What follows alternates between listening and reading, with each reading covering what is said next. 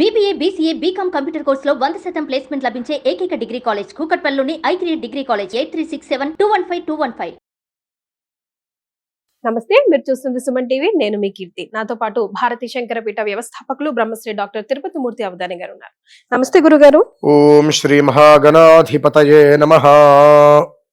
గురుగారు, ఈ మధ్య కాలంలో అఫ్ కోర్స్ ఎన్నో ఇయర్స్ నుంచి మహామృత్యుంజయ మంత్రం మనం వింటూ ఉంటున్నాం, కానీ ఈ మధ్య కాలంలో డాక్టర్స్ కూడా ప్రమోట్ చేస్తున్నారు గురుగారు.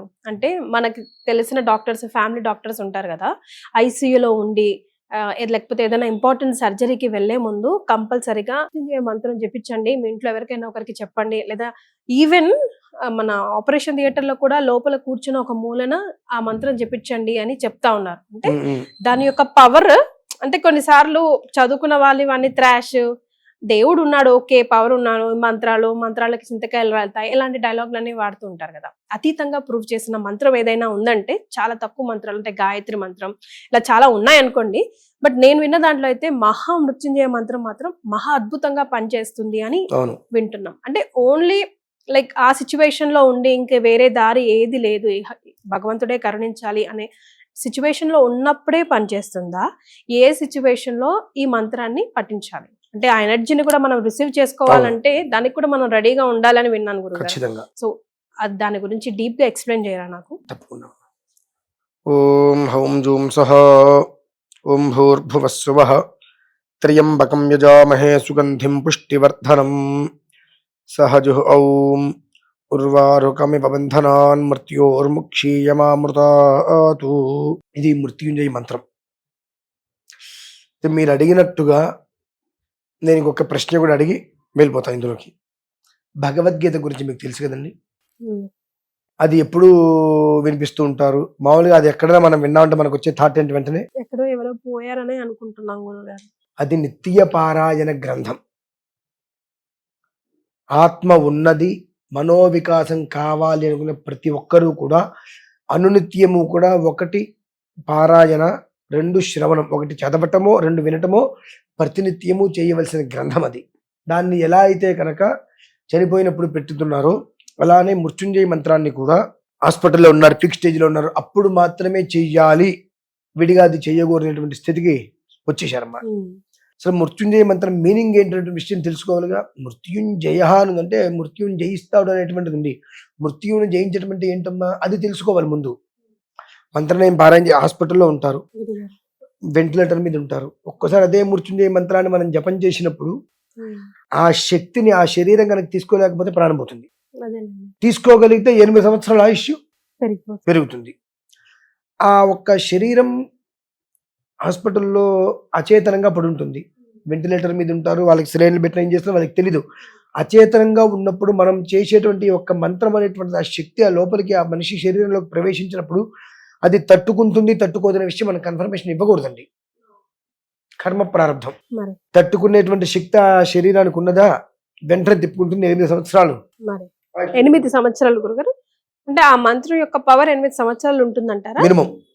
ఇక ఏమీ లేదు అనుకుంటే 8 సంవత్సరాలు. ఎన్నిసార్లు చెప్పిస్తే? కనీసం 1,00,000 సార్లు చేయాలి. ఓకే. కానీ మనం ఏంటంటే హాస్పిటల్లో వెళ్ళంగానే అర్జెంట్ గా చేసేసేయండి అంటాం. అబద్ధం మాట. అయితే గురుగారు, ఇప్పుడు అక్కడ వెంటిలేటర్ మీద ఉన్న పర్సన్ అయితే చేయడు, ఎవరి కోసం ఎవరు పడితే వాళ్ళు చేయకూడదమ్మా. అట్లా ఎట్లా ట్రాన్స్ఫర్ అవుతుంది గురుగారు? ఇప్పుడు మనం చేసే పుణ్యం మనకే అనుకుంటాం కదా, మరి మనం చేసేది వాళ్ళకి ఎలా వెళ్తుంది కదా? మీ ఇంట్లో స్విచ్ చేశారు కదా, లైట్ ఎలా వెలిగింది? కనెక్షన్. అలానే ఆ ఒక్క మన ఈ పంచభూతాత్మక శక్తి, ఓం నమ శివాయ అనేటువంటి పదానికి పంచభూతాత్మక శక్తి. ఓం అంటే ఆకాశం, పృథివ్యాపస్తేజో వాయురాకాశాత్, ఈ 5 కూడా పంచభూతాత్మక శక్తి. 5 కూడా ఓం నమ శివాయ పంచాక్షరంతో ఇమిడి ఉంటాయి. ఆ ఒక్క మంత్రాన్ని మృత్యుంజయ మహామంత్రంతో మనం చేస్తున్నప్పుడు మొత్తం కూడా శబ్ద తరంగాలు అనేటువంటిది ఆ మనిషికి చేరుతాయమ్మ. వాయు రూపంలో. ఏం రూపంలో? వాయు రూపంలో శబ్ద తరంగాలు చేరుతున్నాయి. ఎక్కడో సినిమా తీస్తే ఇక్కడ మీరు ఎలా చూస్తున్నారు? అంటే అది వేరు కదా గురుగారు. ఏది వేరు ఏది మొక్కని కదమ్మా. ఇక్కడ మీరు ఫ్లగ్ పెట్టి ఇక్కడ నుంచి ఒక 10 కిలోమీటర్ల అవతలకు వైర్ తీసుకెళ్తే ఇక్కడ లైట్, ఇక్కడ అమెరికాలో ఉన్న వాళ్ళతో వీడియో కాల్ మాట్లాడట్లేదా గానీ విత్ ఇన్ సెకండ్ ఆ మంత్రం అనేటువంటిది మనం చేసే విధానాన్ని అనుసరించి ఆ శక్తి ఉత్పన్నం అవుతుంటుందమ్మా. ఇప్పుడు దేవాలయానికి వెళ్తుంటే వైబ్రేషన్ ఎందుకు వస్తుంది? మరి మీరు అక్కడ కూర్చొని చేయట్లేదు కదా. గుళ్ళో అర్చకులు చేస్తూనే ఉంటారు ఎప్పుడు కూడా. మరి ఆ గుళ్ళోకి వెళ్ళంగానే మనకు ఒక తెలియని ఒక వైబ్రేషన్ వస్తుంది శరీరానికి. ఎందుకు వస్తుంది? మనం ఏం చేయనప్పుడు ఆ మంత్రోచ్చారణ ఏమాడుతుంది, ఓం త్ర్యంబకం యజామహే సుగంధిం పుష్టివర్ధనం ఉర్వారుకమివ బంధనాన్ మృత్యోర్ముక్షి యమామృతాతు. ఆ శుద్ధంగా స్వర అక్షర పద వృత్తవర్ణాలని ఆ రకంగా ఎప్పుడైతే కనుక మనం కంఠంలోంచి తీసుకొని వస్తాం బయటికి, అది ఒక శబ్ద తరంగాలుగా ఒక శక్తిగా మారుతుంది. అది ఆ శక్తి మొత్తం కూడా సమీకృతమయ్యి ఒక వ్యక్తికి చేరుతుంది. ఆ చేరినప్పుడు ఆ మనిషి ఉండేటువంటి స్థితిని బట్టి ఆ మనిషి తట్టుకోగలితే అది తట్టుకోలేడా. చాలా మంది మాక్సిమం 80 to 90% ఫెయిల్ అవుతారు ఇక్కడ. ఎట్లా గురుగారు? ఎందువల్లనంటే మనిషికి ఏదైనా ఇబ్బంది వచ్చినప్పుడు హాస్పిటల్లో పెట్టి వెంటిలేటర్లో ఉన్నప్పుడు మృత్యుంజయ జపం చేయించేస్తారు 10 మందిని కూర్చోబెట్టి. ఆ 10 మంది ఒక్కొక్కళ్ళు సుమారుగా ఒక 4,000 5,000 ఉదయం మధ్యాహ్నం కూర్చొని ఒక్కొక్క మనిషి ఒక 6,000 చేస్తారు 2 పూట్ల కూర్చుంటే. అంటే ఒక 60,000 ఇవాళ రేపట్లో 1,00,000 జపం చేసేయాలని కూర్చోబెడతారు. అంత శక్తిని ఆ మనిషి ఎక్కడ తట్టుకుంటారండి? స్టైరాయిడ్ అంటారు చూసారండి, అటువంటిది మామూలుగా ఒకటి వేస్తేనే మనిషి ఒక్కోసారి తట్టుకోలేరు. అటువంటిది కొన్ని కోట్ల ఎనర్జీ స్టైరాయిడ్ లాంటిది. ఇది పరిస్థితి అలాంటిది కదా గురుగారు. మరి ఇప్పుడు చెప్తా గుర్తుపెట్టుకోండి, మనిషి కాస్త అస్తవ్యస్తంగా అవుతున్నారు, అనారోగ్య లక్షణాలు వస్తున్నాయని మనకు తెలుస్తుంది. ఆ తెలిసినప్పుడు నువ్వు మొదలుపెట్టు 10 రోజుల పాటు ప్రశాంతంగా.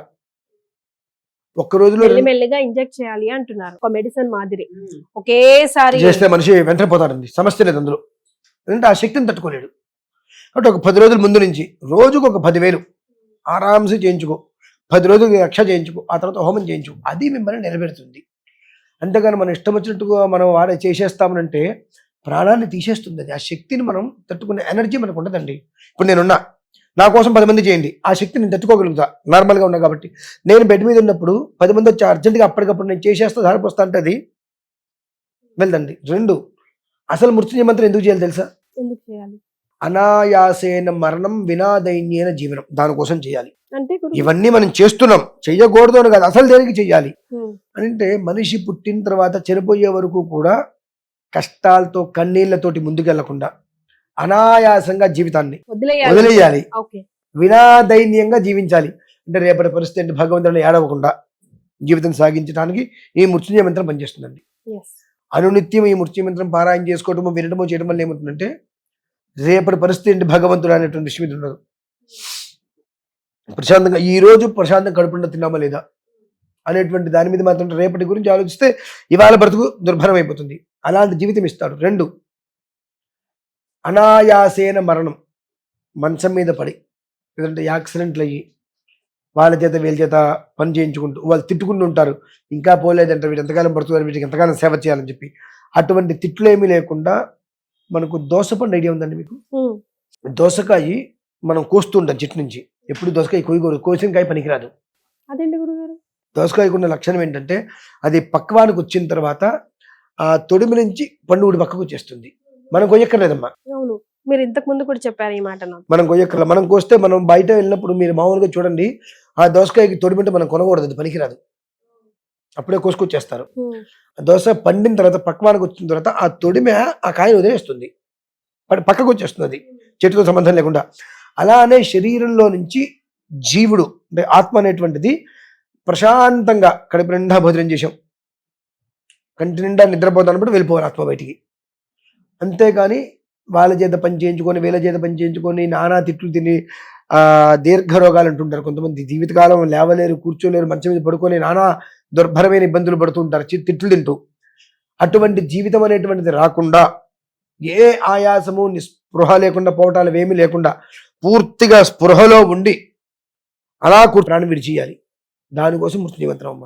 అంటే అకాల మరణము అనేటువంటిది ఏ రకంగానూ సంప్రాప్తం కావద్దు. అలానే ఆయాస మరణం,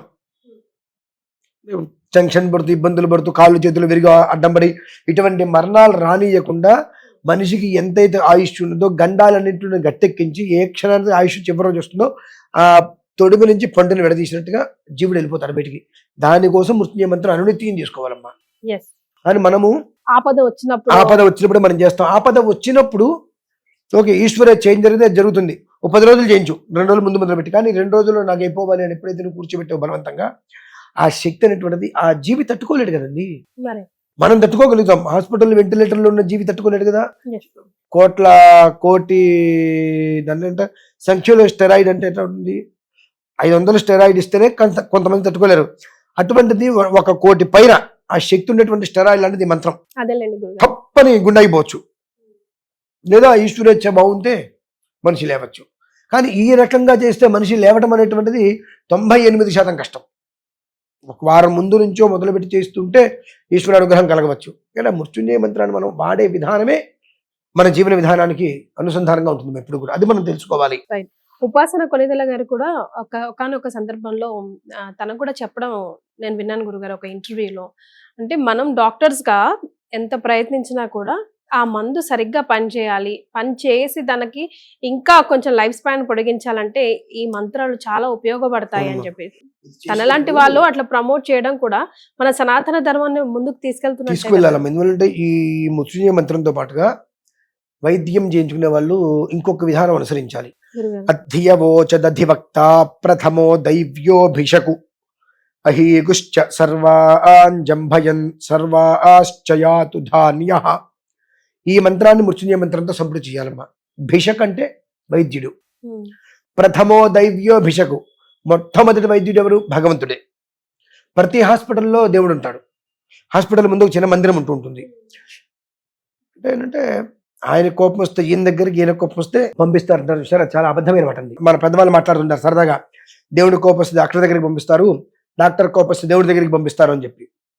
దేవుడి దగ్గరికి పంపించడం ఏంటంటే మా ప్రయత్నం మేము చేస్తున్నాము, వెనకాల వాకిట్లో భగవంతుడు ఉన్నాడు, మీరు ప్రేయర్ చేయండి అని. అంతేగాని ఈ మనిషిని అక్కడికి పంపించడం కాదండి. చిన్న చిన్న ఆలోచనలు మనం చేసుకోవాలి. ఈ మంత్రాన్ని కనుక సంపుటి చేసినట్లయితే ఆ మనం వాడేటువంటి మందు పదార్థం ఏదైతే ఉంటుందో అది ఒంట్లోకి బాగా పనిచేస్తుంది. మీరు ఇంటర్వ్యూ చేస్తా అంటే నేను ఒక నెంబర్ ఇస్తాను మీకు. అంటే ఈ మంత్రం ఎంతవరకు పనిచేస్తుందో వాళ్ళ స్వానుభవం. వాళ్ళకి ఒక 7 ఏళ్ళు అవుతుంది పాప, 740 గ్రాములతో పుట్టిందండి. అదేదో మెడికవర్ ఏదో హాస్పిటల్లో వదిలేసేయమన్నారు. పాప ఇంతే ఉంది పాప, ఈ బాటిల్ అంటుంది. భర్తదం కష్టం వదిలేయమన్నారు. మగపిల్ల వాడితే వదిలేసే వాళ్ళము, ఆడపిల్ల పుట్టింది, ఎంతో అదృష్టం ఉంటే కానీ ఆడపిల్ల పుట్టదు, మన ప్రయత్నం మనం చేద్దాం, ఉంచుదాం అనుకున్నాం. మొదలు పెడితే 4 నెలలైతే బాక్సులు పెట్టారమ్మా.